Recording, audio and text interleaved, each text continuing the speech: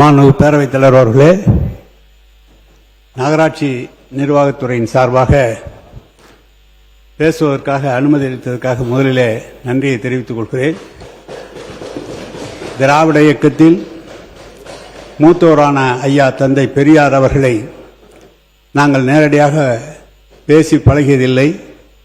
ஆனால் திருச்சியிலே அவருடைய அலுவலகம் தங்குகிற இடம் இருக்கிற போது அவரை அடிக்கடி அவர் வேனிலே போகும்போது பார்த்திருக்கிறோம். பேரறிஞர் அண்ணா அவர்கள் 1967ஆம் ஆண்டு எங்களது லால்குடி தொகுதியிலே புள்ளம்பாடியில் வந்து பேசுகிறார். கடைசி 5 நிமிடம் தான் இருக்கிறது. அப்போது மூக்காத்து நடராஜன் அவர்களை ஆதரித்து அண்ணா அவர்கள் பேசினார்கள். பேசிய போது மேலே கருடன் பறந்தது. சிரித்துக் கொண்டே அண்ணா அவர்கள் சொன்னார்கள், ஆசிரியர்கள் பாசையில் சொன்னால் திராவிட முன்னேற்ற கழகம் ஆட்சி அமைவதை யாராலும் தடுக்க முடியாது என்று சொன்னார்கள். அதுதான் ஆரம்பம். அதன் பிறகு அவர் முதலமைச்சராக பொறுப்பேற்று கள்ளக்குடியிலே டால்மான் நிறுவனம் கட்டியிருக்கிற தொழிலாளர் குடியிருப்பை திறந்து வைக்க அண்ணா அவர்கள் வந்து திறந்து வைத்து உரையாற்றினார்கள். அதுதான் அண்ணா அவர்களை பார்த்திருக்கிறோம், 15 வயது. அதன் பிறகு கலைஞர் அவர்களை தொடர்ந்து 73ஆம் ஆண்டிலிருந்து அந்த தேர்தல் நடைபெற்ற தேர்தலிலிருந்து தொடர்ந்து கலைஞர்களுடைய அவருடைய இறுதி நாள் வரை அவரோடு இருந்து பணியாற்றி இருக்கிறோம். முதலாக 1986ஆம் ஆண்டு புள்ளம்பாடியிலே பொது தேர்தல், ஒன்றைக்கு ஊராட்சி ஒன்றியத்திற்கு மக்களால் தேர்ந்தெடுக்கப்படக்கூடிய தேர்தல். அதிலே அன்றைக்கு இருக்கிற மாவட்ட செயலாளர் SK வடிவேல் அவர்களும் ஆதிமூலம் அவர்களும் கிருஷ்ணமூர்த்தி அவர்களின் பரிந்துரையின் பேரில் கலைஞர் அவர்களுக்கு எனக்கு அந்த வாய்ப்பை தந்தார்கள். எனவே முதல் பொது தேர்தல் என்பது அன்றுதான் 86லே அவர்கள் வெற்றி பெற வைத்தார்கள். லால்குடியிலே 4 முறை தேர்தலில் நிற்பதற்கு அன்றைக்கு மாவட்ட செல்வராஜ் அவர்கள் பரிந்துரையின் பேரிலே சட்டமன்ற உறுப்பினராக இருந்து நாங்கள் சட்டமன்றத்திலே லால்குடியிலே தேர்ந்தெடுக்கப்பட்டு அப்போதும் கலைஞர் அவர்கள் சட்டமன்றத்திலே தேர்தலில் நிற்பதற்கு அனுமதி தந்தார்கள். 96ஆம் ஆண்டிலிருந்து தொடர்ந்து 2001ஆம் ஆண்டிலிருந்து 2006ஆம் ஆண்டிலிருந்து 6வது முறையாக திருச்சி மேற்கு தொகுதியிலே தொடர்ந்து கலைஞர் அவர்களால் வளர்க்கப்பட்டு கலைஞர் அவர்களால் நாங்கள் தரப்பட்டு சட்டமன்ற தேர்தலில் நின்றோம். கலைஞர் அவர்கள்தான் எங்களுக்கு எல்லாம். நாங்கள் ஒன்றியத்தின் பெருந்தலைவராக இருந்த அமைச்சராக உடனடியாக பொறுப்பேற்ற காரணத்தால் எங்களை கேட்டால், உனக்கு என்னை அழைத்து கேட்டார் கலைஞர், உனக்கு ஃபைல் பார்க்க தெரியுமா என்று கேட்டார். ஓரளவுக்கு பார்ப்பேன் ஒன்றியத்தில் என்று சொன்னபோது அருகிலே அமர வைத்து கோப்புகளை எப்போ பார்க்க வேண்டும் என்று அவர் சொல்லி எங்களை வளர்த்தவர்.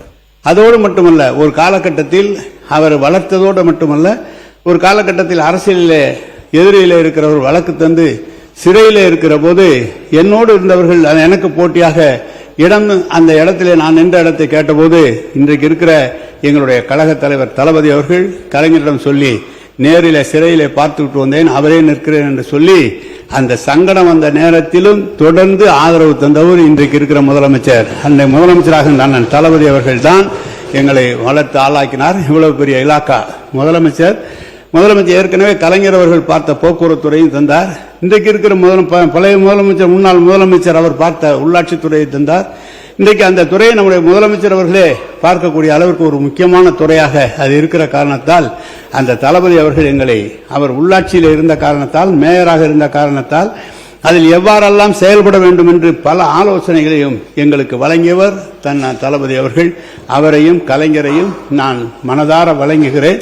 எங்களோடு இன்றைக்கு பணியாற்றிக் கொண்ட எங்களுடைய எதிர்க்கட்சி தலைவர் நம்முடைய உதயா அவர்கள், எங்களுடைய இளவல், இந்த இயக்கத்திற்கு வருங்காலத்திலே எங்களுக்கு நம்பிக்கையாக இருக்கக்கூடிய இளவல், அவருக்கும் என்னுடைய வணக்கத்தை தெரிவித்துக் கொள்கிறேன்.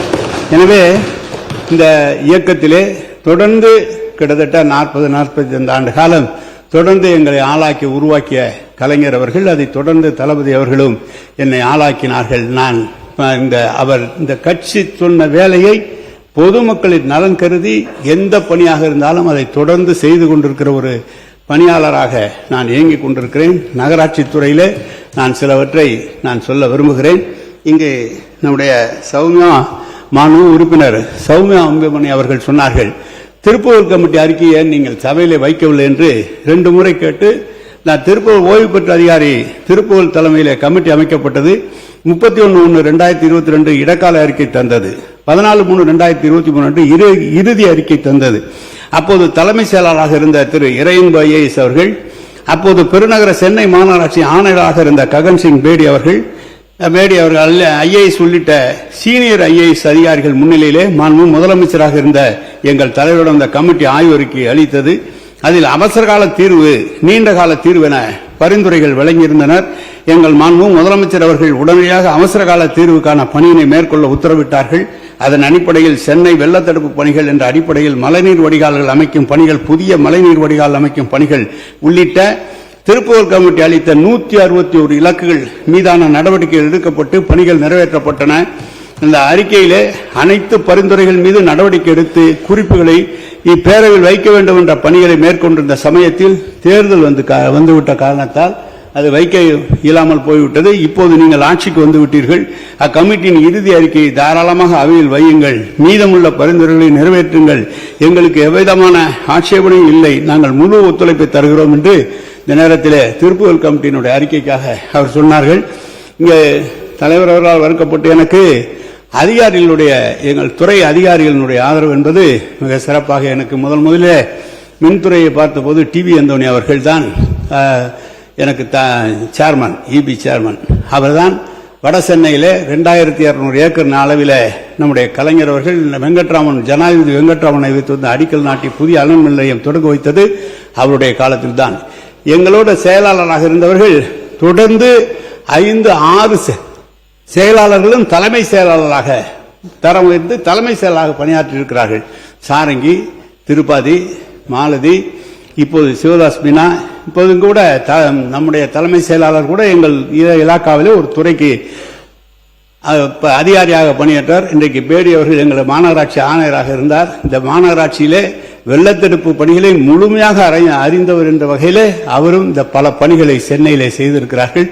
எனவே உணவுத்துறையில் இருக்கின்ற போது ராமுவாக இருந்தாலும் சாந்தாசில நாயர் அவர்கள் எங்கள் திருச்சி மாவட்டத்தினுடைய முதல் ஆட்சித்தலைவர். அவர்தான் எங்கள் கிராமத்திற்கு முதல் வந்தார். எனக்கு உணவுத்துறை ஆணையராக இருந்தார். இப்போது இருக்கிற உணவு அமைச்சர் அவர்கள் நீங்கள் அரிசியை இலகுவாக இப்போது 40 லட்சம் டன் 50 லட்சம் டன் அரிசியை பெறுவது போல 96ஆம் ஆண்டெல்லாம் அப்படி அரிசி கிடைக்காது. Affluent section, middle income group, lower income group என்று 3 வகையாக வைத்து மத்திய அரசு, ஒன்றிய அரசு தருகிற விலையிலே அரசாங்கம் பணம் கட்டி அதை வாங்க வேண்டும். அப்படி வாங்க வரும்போது ஒவ்வொரு முறையும் ஒன்றிய அரசை சென்று கேட்டு அதை பெறுவது என்பது மிக சிரமமாக இருக்கும். ரேஷனிலே ஒரு பிரச்சனை என்று சொன்னால் அன்றைக்கு மிக பிரச்சனையாக வந்துவிடும் என்ற காரணத்தால் கலைஞர் அவர்கள் அடிக்கடி டெல்லி சென்று அதை பார்க்க சொல்வார்கள். எனவே அந்த காலகட்டத்தில் நான் சாந்தாசில உணவுத்துறை ஆணையராக இருந்தார்கள் என்று சொன்னவுடன் ஏன் நம்ம அரிசியை அதிகமாக உபயோகப்படுத்துகிறோம், கோதுமையை கொஞ்சம் அறிமுகப்படுத்தலாம் என்று கேட்டபோது அவர் சொன்ன ஐஏஎஸ் அதிகாரி இந்த நாட்டின் மீது எவ்வளவு நம்பி நல்ல விவசாயிகள் மீது ஒரு நல்ல எண்ணம் கொண்டவர், எந்த காலத்தில் அந்த முடிவை நீங்கள் எடுத்து விடாதீர்கள், நம் விவசாயிகள் உற்பத்தி செய்வது அரிசி தான், அந்த அரிசியை மட்டும்தான் நாம் சொல்ல வேண்டும் என்று அதிகாரிகள், இப்படி பல அதிகாரிகள் எங்களுக்கு ஆலோசகர்களாக இருந்திருக்கிறார்கள். போக்குவரத்திலே சாரங்கியாக இருந்தவர் திருப்பி 15,000 புதிய பேருந்துகளே அப்போதுதான் வாங்கப்பட்டது சாரங்கி அவர்கள் இருந்தபோது. எனவே ஒவ்வொரு துறையிலும் இருக்கிற அதிகாரிகள், அனைத்து அதிகாரிகள் சொல்ற ஆதரவை முதலமைச்சராக இருந்த கலைஞராக இருந்தாலும் முதலமைச்சராக இருந்த தளபதியாக இருந்தாலும் அதை ஏற்றுக்கொண்டு அந்த நிதியை ஒதுக்கி தந்தால்தான் அமைச்சர்களால் செயல்பட முடியும். எனவே அத்தனை நிதியும் ஒதுக்கி தந்தார்கள். இப்போது கூட நகராட்சி துறையிலே முதலில் 44% தான் நமக்கு, 56% ஊராட்சி, ஒரு உள்ளாட்சித்துறை 2ஆக பிரித்து விட்டார்கள். எனவே அது 44 தான் இருந்தது. நம்முடைய முதலமைச்சர் உடனடியாக 5% உயர்த்தி 49% என்று உயர்த்தி ஒவ்வொரு ஆண்டும் 24,000 கோடி 26,000 கோடி என்று 5 ஆண்டு காலம் நிதி ஒதுக்கப்பட்டு திட்டங்கள் தீட்டப்பட்டது. இதுதான் இந்த நிதி ஒதுக்கிய காரணத்தால் தான் தமிழ்நாட்டிலே பல காரியங்கள், நல்ல காரியங்கள் செயல்படுத்தப்பட்டன. குறிப்பாக குடிநீர் திட்டங்கள் எடுத்துக்கொண்டால் கலைஞர் அவர்கள் 1970ஆம் ஆண்டு தொடங்கினார்கள் தமிழ்நாடு குடிநீர் வடிகால் வாரியம் என்று சொல்லி. அதில் பார்த்தால் முதலில் ஆழ்குழாய் கிணறு போடப்பட்டது. அப்புறம் கிணறுகள், ஆறுகளிலே கிணறு தோண்டி குடிநீர், பாதுகாக்கப்பட்ட குடிநீர் வழங்கப்பட்டது. அப்படி பார்த்தால் சென்னையிலே 900 எம்எல்டி, மற்ற எல்லா நகரங்களிலும் சேர்த்து 1900 எம்எல்டி.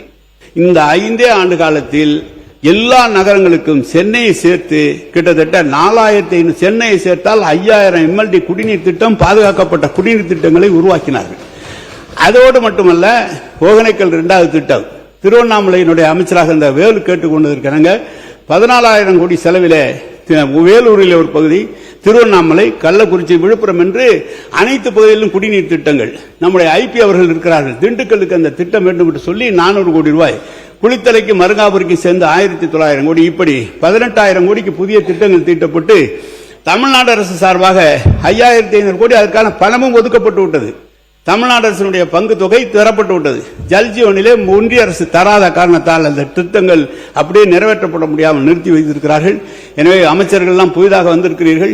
ஏற்கனவே தமிழ்நாடு அரசு சார்பாக ஒதுக்கப்பட்ட அந்த திட்டங்களை நீங்கள் மீண்டும் தொடங்கி அனைத்து இடங்களுக்கும் பாதுகாக்கப்பட்ட குடிநீர் கொடுப்பதற்குரிய நடவடிக்கைகள் எடுக்க வேண்டும். நம்முடைய தளபதி அவருடைய ஆட்சியிலே 4-5 ஆண்டு காலத்தில் கிட்டத்தட்ட 2000 MLD கூடுதலாக பாதுகாக்கப்பட்ட குடிநீர் வழங்கப்பட்டிருக்கிறது.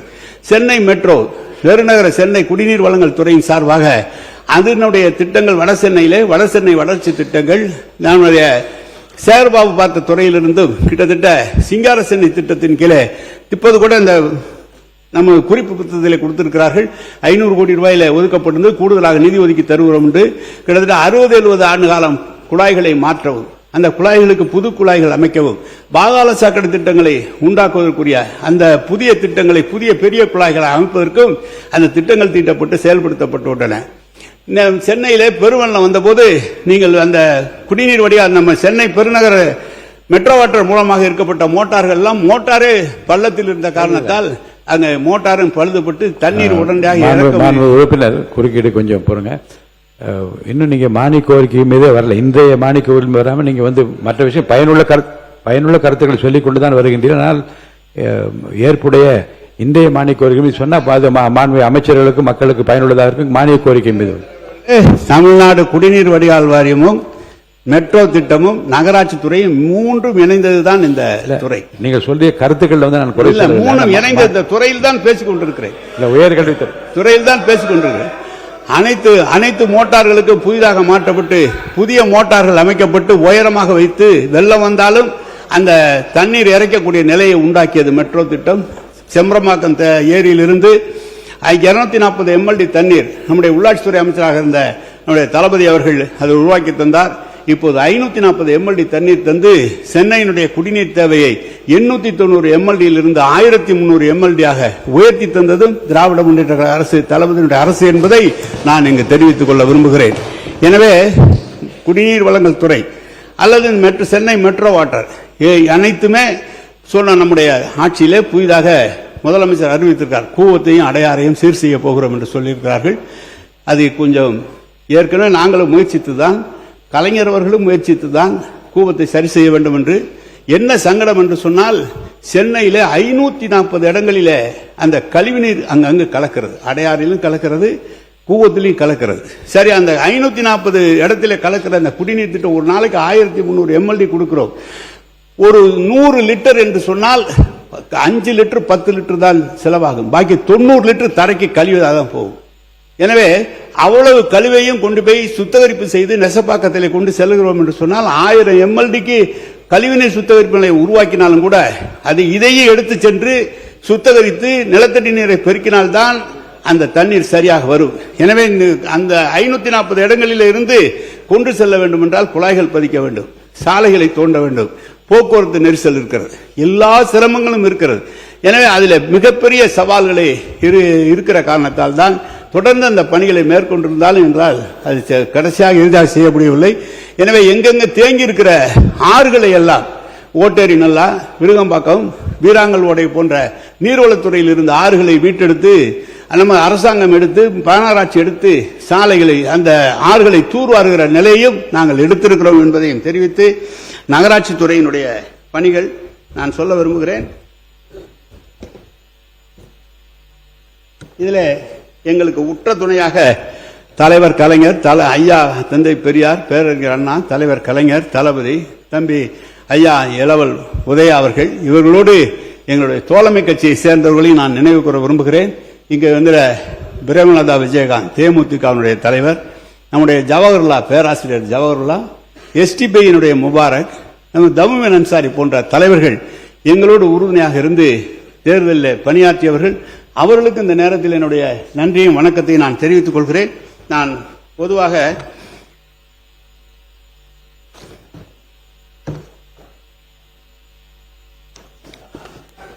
நகராட்சி துறையில் என்ன பணிகள் என்று சொன்னால் எல்லாம் தெரிந்ததுதான். அதிகாரிகள், எங்களிடம் இருந்த அதிகாரிகள் தான் முழுமையாக இன்றைக்கு நகராட்சி துறையிலே இருந்து பணியாற்றிக் கொண்டிருக்கிறார்கள். குடிநீர் வசதிகள், மழைநீர் வடிகால் வசதிகள், கழிவுநீர் அகற்றுதல், கழிவறை வசதிகள், தார் சிமெண்ட் சாலைகள் அமைத்தல், புதிய பேருந்து நிலையங்கள், தெருவிளக்குகள், பூங்காக்கள் மற்றும் விளையாட்டு மைதானங்கள், பொது சுகாதாரம், சந்தைகள் அமைத்தல், அறிவுசார் மையங்கள், நூலகங்கள் அமைத்தல், பள்ளிகள் பராமரித்தல், நீர்நிலைகளை தூர்வாரி கரைகளை பலப்படுத்துதல், பயோமைனிங் மூலம் தேக்க திடக்கழிவுகளை அகற்றுதல், திடக்கழிவு மற்றும் திரவ கழிவு மேலாண்மை, குப்பையிலிருந்து எரிவாயு தயாரித்தல், தூய்மை பணியாளர்களுக்கு துணை முனைவோர்களாக மாற்றி அவர்களுக்கு அனைத்து பாதுகாப்பும் வழங்குதல், புதிய நவீன எரிவாயு தகனமடை அமைப்பது போன்ற இந்த பணிகளை தான் இந்த 5 ஆண்டுகளில் 1.25 லட்சம் ரூபாய் 1.25 லட்சம் கோடி செலவிலே செய்திருக்கிறோம். எங்களது 5 ஆண்டு கால திராவிட முன்னேற்ற கழகத்தில் என்ன செய்திருக்கிறோம் என்பதை சொல்கிறோம். 10 மாநகராட்சிகள் புதிதாக உருவாக்கப்பட்டன. ஏற்கனவே இருந்தது 31 நகராட்சிகள் தரம் உயர்த்தப்பட்டன. 7 பேரூராட்சிகள் நகராட்சிகளாகவும் 22 ஊராட்சிகள் மற்றும் 6 பேரூராட்சிகள் சேர்ந்து 6 நகராட்சிகளாகவும் தரம் உயர்த்தப்பட்டன. 29 ஊராட்சிகள் 25 பேரூராட்சிகள் தரம் உயர்த்தப்பட்டன. ஆக சென்னையும் சேர்த்து 25 மாநகராட்சிகள், 137 நகராட்சிகள், 487 பேரூராட்சிகள் இருந்தன. 19,054 கிலோமீட்டர் சாலை பணிகள் அமைக்கப்பட்டன. 380 குடிநீர் பணிகள் முடிக்கப்பட்டு மேலும் 1220 பணிகள் நடைபெற்று வந்தன. 2713 கிலோமீட்டர் நீளத்திற்கு மழைநீர் வடிகால் பணிகள் முடிக்கப்பட்டன. இதில் பெருநகர சென்னை மாநகராட்சியில் மட்டும் 1431 கிலோமீட்டர் ஆகும். 870 கிலோமீட்டர் நீளத்திற்கு ஜெர்மன் வங்கி நிதி உதவியுடன் செயல்படுத்தப்பட்டு திட்டமிடப்பட்டன. 42 பாதாள சாக்கடை திட்ட பணிகள் முடிக்கப்பட்டு 51 பணிகள் நடைபெற்று வந்தன. திடக்கழிவிலிருந்து 1020 உரம் தயாரிக்கும் பணிகள் மேற்கொள்ளப்பட்டன. 5 மாநகராட்சிகளில் குப்பையிலிருந்து எரிவாயு தயாரிக்கும் திட்டம் செயல்படுத்தப்பட்டது. 7,10,000 தெருவிளக்குகள் LED விளக்குகளாக மாற்றப்பட்டன. புதிதாக 69,500 LED விளக்குகளும் 45,700 பழைய தெருவிளக்குகளையும் புதிய LED விளக்குகளாக மாற்ற நடவடிக்கை எடுக்கப்பட்டன. 107 பேருந்து நிலையங்கள் புதிதாகவும் அபிவிருத்தி பணிகள் மூலம் அமைக்கப்பட்டன. 110 பேருந்து பணிகள் நடைபெற்று வந்தன. புதிதாக 153 சந்தைகள் கட்டி முடிக்கப்பட்டன. 77 சந்தை பணிகள் நடைபெற்று வந்தன. 92 அறிவுசார் மையங்களும் 44 நூலகங்களும் கட்டி முடிக்கப்பட்டன. 1145 நீர்நிலைகள் தூர்வாரி கரைகள் பலப்படுத்தப்பட்டன. 920 பூங்காங்கள் புதிதாகவும் மேம்படுத்தவும் செய்யப்பட்டன. 230 நவீன எரிவாயு தகன மேடைகள் அமைக்கப்பட்டன. பயோமைனிங் மூலம் தேக்க திடக்கழிவுகளை அகற்றி 1290 ஏக்கர் நிலம் மீட்டெடுக்கப்பட்டன. நகர்ப்புற ஆரம்ப சுகாதார நிலையங்கள், சமுதாய கூடங்கள் அமைக்கப்பட்டன. பெருநகர சென்னை மாநகராட்சியில் சிங்கார சென்னை திட்டத்தின் கீழ் 1048 பணிகள் முடிக்கப்பட்டன. இணையவழி மூலம் சுய அறிவிப்பு கட்டிட திட்ட அனுமதி வழங்கும் திட்டம் அமல்படுத்தப்பட்டன. விக்டோரியா ஹால் புத்துயிர் ஊற்றி பொதுமக்கள் பயன்பாட்டில் கொண்டுவரப்பட்டது. பெருநகர சென்னை மாநகராட்சிக்கு புதிதாக மன்ற கூட்ட அரங்கு கட்டும் பணிகள் ஆரம்பிக்கப்பட்டது. பெருநகர பகுதியில் அதிகரித்து வரும் போக்குவரத்து தேவைகளை பூர்த்தி செய்யும் வகையில் திறமையான போக்குவரத்து அமைப்பாக ITMS உருவாக்கப்பட்டது. விருங்கம்பாக்கம், ஓட்டேரி நல்லா மற்றும் வீராங்கல் ஓடை கால்வாய்கள் WRD துறையிடமிருந்து பெருநகர சென்னை மாநகராட்சி பெற்று கால்வாய்களை தடுப்பு சுவரால் உயர்த்தவும், குப்பைகளை தேங்காமல் இருக்க பாதுகாப்பு வேலிகள் அமைக்கவும் நடவடிக்கை எடுக்கப்பட்டன. பெருநகர சென்னை மாநகராட்சி பகுதியில் நிலத்தடி நீர்மட்டத்தை உயர்த்த பூங்காக்கள் மற்றும் பொது இடங்களில் மழைநீர் சேகரிப்பு கட்டமைப்புகள் உருவாக்கப்பட்டன. அனைத்து பாலங்களிலும் அழகுபடுத்தும் பணிகள் தொடங்கப்பட்டு நடைபெற்று வருகிறது. தனியார் பள்ளிகளுடன் போட்டியிடும் வகையில் பெருநகர சென்னை மாநகராட்சியின் சில பள்ளிகள் ஸ்மார்ட் வகுப்புகளாக மேம்படுத்தப்பட்டன. இதனால் பெரும் பாலான மாணவர்கள் பலன் பெற்று வந்தனர். போட்டித் தேர்வுக்கு தயாராகும் மாணவர்களுக்கு முதல்வர் படிப்புகள் அமைக்கப்பட்டன. நீலக்கொடி கடற்கரை திட்டம் மூலம் மெரினா கடற்கரை தரம் உயர்த்தப்பட்டது. அம்மா உணவுகள் அனைத்து முழுமையாக பராமரிக்கப்பட்டு செயல்படுத்தப்பட்டு வந்தன. தூய்மை பணியாளருக்கான முதலமைச்சர் உணவு திட்டம் என்ற திட்டம் செயல்படுத்தப்பட்டது. பள்ளி மாணவர்களுக்கான முதலமைச்சரின் காலை உணவு திட்டம் செயல்படுத்தப்பட்டது. மெரினா கடற்கரை நீச்சல் குளம் பாதுகாக்கப்பட்டு பொதுமக்கள் பயன்பாட்டு கொண்டுவரப்பட்டன. மாற்றுத்திறனாளியான கடற்கரை அணுகுபாதை அமைக்கப்பட்டது. சென்னை பெருநகரை அழகுபடுத்தும் குழந்தைகள் முதல் பெரியவர்கள் வரை அனைவரும் பாதுகாப்பாக நடைபாதைகளை பயன்படுத்த வாகனம் சாரா போக்குவரத்து திட்டம் செயல்படுத்தப்பட்டது. விலங்குகள் இனப்பெருக்க கட்டுப்பாடு மையங்கள் நகர்ப்புற சென்னையில் புதிதாக 13 உள்ளாட்சி அமைப்புகள் அமைக்கப்பட்டது. சென்னையில் புதிதாக 13 பாலங்கள் கட்டி முடிக்கப்பட்டன. 12 பாலங்கள் கட்டும் பணிகள் நடைபெற்று வருகின்றன. பெருநகர சென்னை மாநகராட்சி பகுதியில்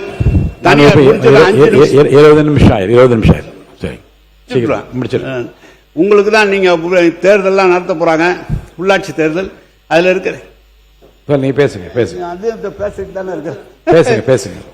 பெருநகர சென்னை மாநகராட்சி பகுதியில் தனியார் பங்களிப்புடன் புதிதாக கழிப்பறைகள் கட்டப்பட்டன. மேலும் புதிதாக மண்டல அலுவலகங்கள், பாதாள சாக்கடை திட்ட பணிகள், அலுவலக கட்டிடங்கள் போன்ற எண்ணற்ற பணிகள் செயல்படுத்தப்பட்டன. தமிழ்நாட்டில் நகர்ப்புற உள்ளாட்சிக்கு என்று தனித்தனியாக இருந்த சுமார் 25 சட்டங்கள், அதன் கீழ் இயற்றப்பட்ட விதிகள் ஆகியவற்றை ஒருங்கிணைத்து 98 புதிதாக சட்டம் இயற்றப்பட்டது. நகர்ப்புற உள்ளாட்சி அமைப்புகளில் நிர்வாகத்தை ஒரு குடையின் கீழ் கொண்டு வந்து வரும் உயர்நோக்குடன் இயற்றப்பட்ட சட்டத்தை புதிய திட்டங்களுடன் புதிதாக உருவாக்கப்பட்ட விதிகளுடன் 13/4/2023 முதல் நடைமுறைக்கு கொண்டு வரப்பட்டது. 81 கூட்டு குடிநீர் திட்டங்கள், 52 ரெட்ரோஃபிட்டிங் திட்டங்கள் முடிக்கப்பட்டன. மேலும் 15 கூட்டு குடிநீர் திட்டங்கள் நடைபெற்று வந்தன. இதனால் கூடுதலாக 2.39 லட்சம் மக்களுக்கு பாதுகாக்கப்பட்ட குடிநீர் 1175 MLD லிட்டர் பாதுகாக்கப்பட்ட குடிநீர் வழங்கப்பட்டது. ஒகேனக்கல் குடிநீர் திட்டம் 2வது திட்டம் தொடங்குவதற்காக அனைத்து பணிகளும் முடிக்கப்பட்டு வந்தன. சென்னை குடிநீர் வாரியம் இப்படி தொடர்ந்து வடிகால் வாரியங்கள் மூலமாகவும் சென்னை பெருநகர குடிநீர் வழங்கல் மூலமும் பல்வேறு பணிகள் மேற்கொள்ளப்பட்டன. ஏற்கனவே சொல்லப்பட்டிருக்கிறது. இப்போது கூட உள்ளாட்சி முடிய இருக்கிறது. இன்னும் 4-5 மாதத்தில் ஜனவரி வந்தால் நகராட்சியினுடைய பதவிக்காலம் முடிய இருக்கிறது.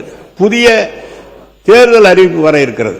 நீங்கள் பார்த்தால் எங்கள் இருக்கும் போதே உச்சநீதிமன்றத்தின் உத்தரவின் காரணமாக தான் கம்யூனல் ரொட்டேஷனை சரி செய்து அதை மறுபடியும் இருக்கிற வார்டுகளை அதிகப்படுத்தி மக்கள் தொகையை ஒரே சீராக வைத்து தேர்தலை நடத்த வேண்டும் என்ற முதலமைச்சர் அவர்கள் எங்களுடைய முதலமைச்சர் முடித்திருந்தாலும் உச்சநீதிமன்றத்தினுடைய தீர்ப்பின் காரணமாக உடனடியாக தேர்தல் நடத்தப்பட்டது.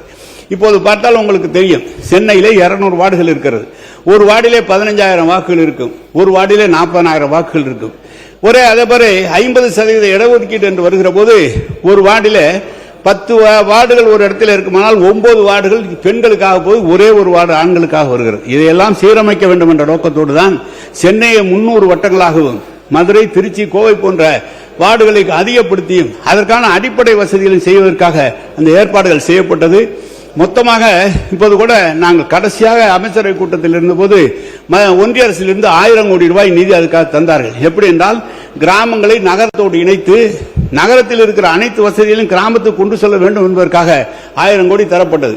12,000க்கும் மேற்பட்ட ஊராட்சிகள் இருக்கிறது, 380 ஒன்றியங்கள் இருக்கிறது, கிட்டத்தட்ட 38 மாவட்ட ஊராட்சி இருக்கிறது. ஊராட்சிகளிலே 1500 வாக்குகள் இருந்த ஊராட்சிகள் எல்லாம் இன்றைக்கு 5000, 6000 என்று வந்துவிட்டது. சில இடங்களிலே 40,000 கொண்ட ஒரு ஊராட்சி எல்லாம் இருக்கிறது. இதையெல்லாம் பகிர்ந்து பிரித்து 2 தேர்தலையும் ஒவ்வொரு இடத்திலையும் ஊராட்சிகளையும் பிரிக்க வேண்டும், ஒன்றியங்களையும் அதிகப்படுத்த வேண்டிய நிலை இருக்கிற காரணத்தால் இந்த பணிகளை செய்து முடித்தால் கிட்டத்தட்ட 20,000 அளவுக்கு ஊராட்சிகள் வரும், 500-600 ஒன்றியங்கள் வரும். அனைத்து பொதுமக்களும் நகராட்சி தலைவர்களாக, ஒன்றிய தலைவர்களாக, ஊராட்சி தலைவர்களாக வந்து மக்கள் பயன்பாட்டுவதற்கு ஏதுவாக இருக்கும். எனவே இந்த பணியை நம்முடைய பேடி அவர்களுடைய தலைமையில தான் ஒரு குழு அமைக்கப்பட்டது. அன்றைக்கு எங்களுடைய அவர் ஊராட்சி செயலாளராக இருந்தார். அவருடைய தலைமையிலே எங்களுடைய கார்த்திகேயன் அவர்கள் அவருடைய செயலாளர் இருந்தும் அந்த கமிட்டி அமைக்கப்பட்டு பல முறை பேச்சுவார்த்தை நடத்தப்பட்டு சில காரணங்களால் அது நிறுத்தி வைக்கப்பட்டிருக்கிறது. எனவே மீண்டும் அந்த கமிட்டிக்கு புத்துயிர் ஊற்றி நீங்கள் தந்து அந்த உள்ளாட்சிகளிலே அனைத்து பிரதிநிதிகளும் கலந்து கொள்ளக்கூடிய அளவிற்கு, தேர்ந்தெடுக்கப்படக்கூடிய அளவிற்கு இந்த சட்டத்தை விரிவாக்கி எல்லா இடங்களிலும் விரிவாக்கம் செய்ய வேண்டும் என்று கேட்டுக்கொள்கிறேன். இந்த துறை என்பது மக்களுக்காக நிச்சயமாக எங்கள் 5 ஆண்டு காலத்தில் மிக மனநிறைவோடு இருக்கிறோம். தளபதி அவர்கள் பார்த்த துறை எங்களிடம் தந்தபோது அதை அவர் சொன்னபடியே நாங்கள் செய்திருக்கிறோம் என்ற மனநிறைவோடு இருக்கிறது. இவ்வளவு பணிகள் நடந்திருக்கிறது. எப்படி 2011 கணக்கெடுப்பின்படி 41% தான் நகரத்தில் இருக்கிற வாக்காளர்கள், பொதுமக்கள். இப்போது நகரத்தில் இருக்கிற மக்களுடைய கணக்கெடுப்பு 60% நகரத்திற்கு வந்து விட்டது. இந்தியாவிலே 100க்கும் மேற்பட்ட பெரிய நகரங்கள் இருப்பது நம்ம தமிழ்நாட்டில் தான். நகரங்கள் இருக்கிற போது 60% மக்களுக்கு தேவையான திட்டங்களை உண்டாக்க வேண்டும். புளோட்டிங் பாப்புலேஷன் தினந்தோறும் வந்து செல்கிறார்கள் நகரத்திற்கு 10% இருக்கு. 70% மக்கள் நகரத்தில் வருகிறார்கள். குடிக்க தண்ணீர் தர வேண்டும், நடக்க ரோடு தர வேண்டும், போக்குவரத்து வசதி செய்து தர வேண்டும், அவர்களுக்கு பொழுதுபோக்கு அமர்வதற்கு இடம் தர வேண்டும். இவ்வளவு செய்கிற ஒரு துறையாக இந்த துறை இருக்க வேண்டும். அதற்கான நிதியை இன்னும் அதிகமாக இப்போது 29,000 கோடி சொல்லியிருக்கிறார்கள். எனவே இன்னும் அதிகமாக தேவைப்படுகிற ஒரு துறையாக இந்த துறை இருக்கிறது. எனவே தொடர்ந்து இந்த துறையில மக்கள் பயன்பட வேண்டும் என்று சொன்னால் இன்றைக்கு 60% மக்கள் நகரத்தில் தான் இருக்கிறார்கள். ஒரு ஆட்சிக்கு அல்லது ஒரு ஒரு வெளியூரிலிருந்து வருகிறார் என்று சொன்னால் முதலிலே தென்படுவது நகரங்கள் தான். அந்த நகரத்தில் இருக்கிற வசதிகள், அதை வைத்துதான் நாட்டையே அவர்கள் பார்ப்பார்கள். எனவேதான் அப்படிப்பட்ட நல்ல நகராட்சியாக தலைவராக நம்முடைய மேயர் தளபதி அவர்கள், உள்ளாட்சித்துறை அமைச்சர், துணை முதலமைச்சர், முதலமைச்சராக இருந்து வழிநடத்திய துறையிலே நாங்கள் பணியாற்ற எங்களை அனுமதித்ததே எனக்கு பெரிய நன்றி. அவரை இந்த நேரத்தில் நினைத்துக் கொண்டிருக்கிறோம் என இந்த வாய்ப்புக்கு நன்றி தெரிவித்து அமைகிறேன். வணக்கம், நன்றி.